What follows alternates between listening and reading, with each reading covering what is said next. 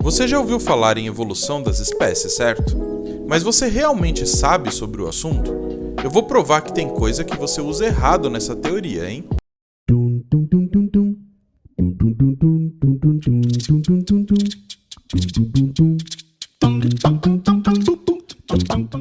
Bem-vindo, alunos e curiosos de plantão.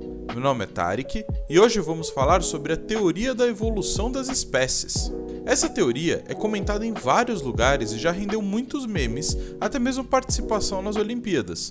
Então, podemos dizer com certeza que está entre as teorias mais importantes descritas na humanidade, e ela é debatida até hoje. Porém, infelizmente, muita coisa se fala dela e é mal utilizada, ou até mesmo usada de forma errada. Então eu vou passar para vocês sobre essa linda teoria e o que ela diz na realidade. Originalmente, ela foi descrita em um livro bem grande chamado Origem das Espécies, escrita por Charles Darwin. Porém, ele não escreveu esse livro sozinho. Houve muitas contribuições de outros autores, em especial o Alfred Wallace, que recebeu inclusive a coautoria dessa teoria muitos anos mais tarde. Caso você queira saber sobre a história desses dois, do Charles Darwin e do Alfred Wallace, temos vídeos falando sobre a biografia deles, depois confere lá. Mas como a ideia desse vídeo não é falar sobre como a teoria foi construída, e sim sobre a própria teoria, vamos tentar explicar para vocês de forma clara e resumida. A teoria da seleção natural, em essência, diz que os organismos que conseguem sobreviver por mais tempo em um ambiente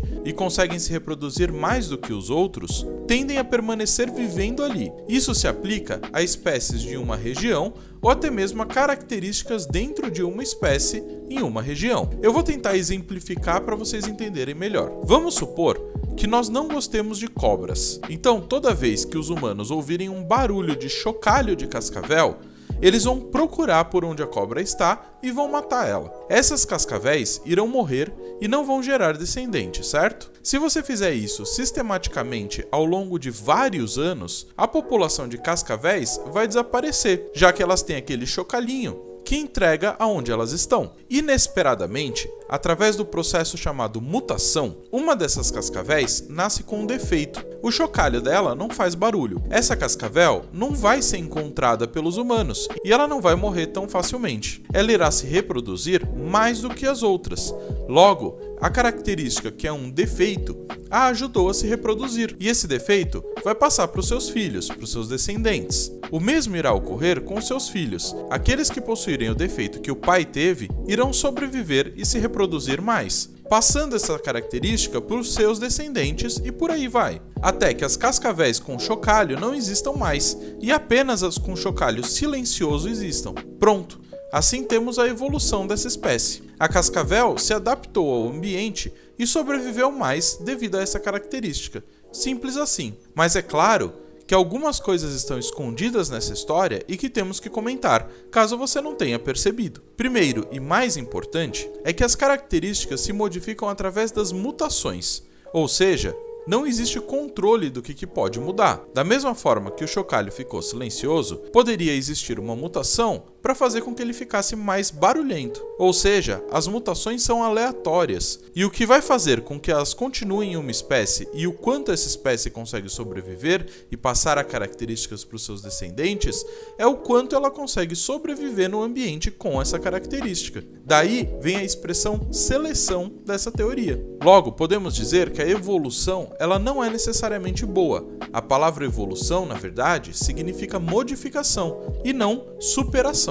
A segunda coisa importante é que não necessariamente os mais fortes sobrevivem. Claro, eles podem sobreviver, mas seguindo o exemplo que eu comentei nesse vídeo, se ao invés do chocalho ter se modificado, tivéssemos uma mutação no veneno, nesse cenário que eu comentei, não ajudaria as cascavéis a sobreviverem. Logo, não seria algo que iria ajudar nessa seleção. Embora uma cobra com veneno seja mais potente e considerada mais forte, isso não vai fazer diferença para ela se reproduzir. Então podemos dizer que não é seleção dos mais fortes, e sim seleção dos mais adaptados ao ambiente, em especial para sobreviver e se reproduzir. A terceira coisa importante é que assumimos que os animais passam suas características de pai para filho.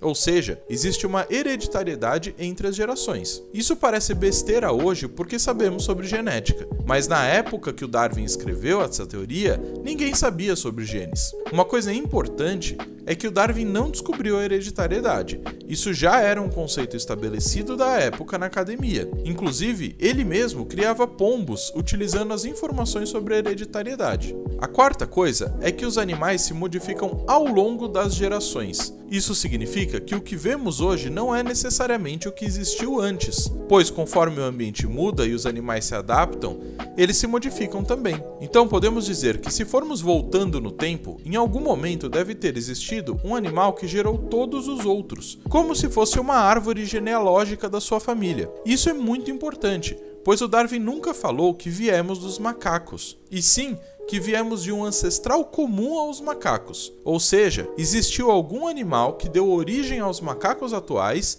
e também deu origem ao humano atual. A quinta é que estamos falando de uma adaptação da espécie, ou seja, ela irá acontecer através de múltiplas gerações. Logo, para você ver modificações nas espécies, você precisa observar durante muitos e muitos anos, dependendo da situação, até milênios, para perceber pequenas modificações. Então, como é que esses pesquisadores descobriram os parentescos que se dá para observar nos processos de evolução? Bom, existem estudos de observação de características físicas e atualmente até moleculares para fazer comparações desses animais, inclusive utilizando fósseis. Por exemplo, sabemos que um morcego, apesar de ter asas, não tem relação direta com os insetos, que também têm asas, pois as asas dos morcegos são mãos modificadas, semelhantes às mãos dos humanos. Logo, ele tem um parentesco maior com os humanos do que com os insetos. Mas calma, isso é muito mais complexo do que parece, e eu vou fazer um vídeo especialmente falando sobre esse tipo de informação, um vídeo chamado especiação. Depois dá uma olhadinha lá. A sexta e última coisa é que o exemplo que eu dei das cascavéis é completamente real,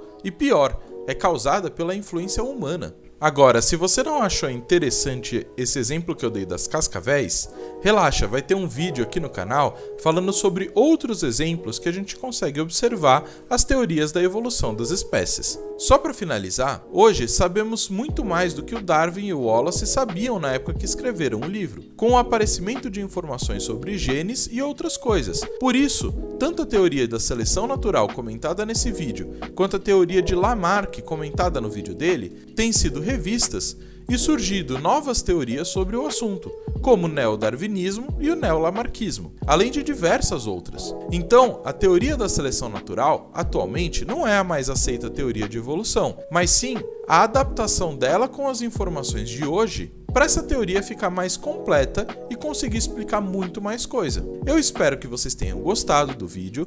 Não se esqueçam que toda quarta-feira temos uma videoaula de biologia e todo domingo um vídeo de curiosidades.